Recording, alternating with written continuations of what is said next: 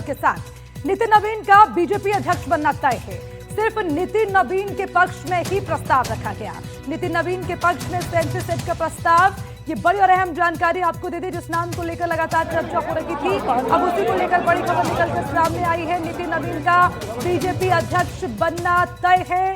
सिर्फ नितिन नवीन का ही नाम जिनके पक्ष में प्रस्ताव रखा गया। नितिन नवीन के पक्ष में 37 सीट का प्रस्ताव रखा गया। ये बड़ी जानकारी आपको दे दें। हालांकि उसी के साथ इसी नाम को लेकर शुरुआत से चर्चा होती है।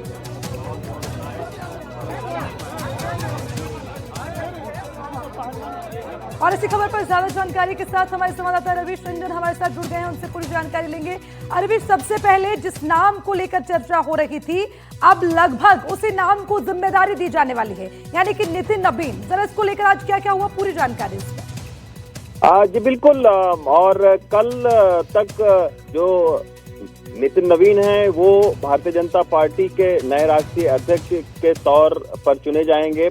कल तकरीबन 11:30 बजे उनके नाम की घोषणा हो सकती है। आज की अगर हम बात करें तो आज जैसा आपने बताया कि 37 प्रपोजल उनके पक्ष में पास हुए और आज सुबह से जो नामांकन की प्रक्रिया रही वो 2 से 4 बजे तक चली। 4 बजे सारे जो नामांकन उनके पक्ष में जो हैं वो वैध पाए गए हैं।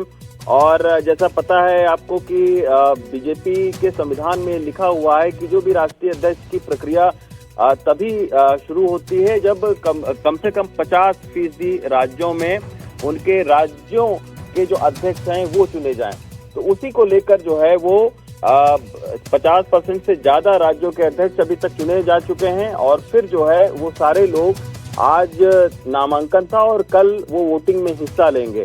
तो अब देखना होगा कि नितिन नवीन का नाम लगभग जो है वो तय ही है। कल उनके औपचारिक घोषणा हो जाएगी। इस मौके पर अगर बात करें तो कल प्रधानमंत्री नरेंद्र मोदी भी बीजेपी के जो राष्ट्रीय कार्यालय है वहां पर मौजूद रहेंगे और विधिवत जो है वो तकरीबन 12 बजे के आसपास में उनके नाम पर जी। लेकिन रवीश, आज इसको लेकर किस तरह की हलचल रही, क्योंकि आज का दिन इस नाम की चर्चा को लेकर बेहद खास था। हालांकि प्रपोजल का जिक्र हम कर चुके हैं, तमाम जो सुइयां हैं वो इसी नाम पर आकर टिक जाती हैं। लेकिन रवीश, क्या क्या आज रहा और कल का दिन कितना महत्वपूर्ण होगा, उसके लिए क्या तैयारी है और इस नाम को लेकर क्या स्ट्रेटेजी बीजेपी ने तय की?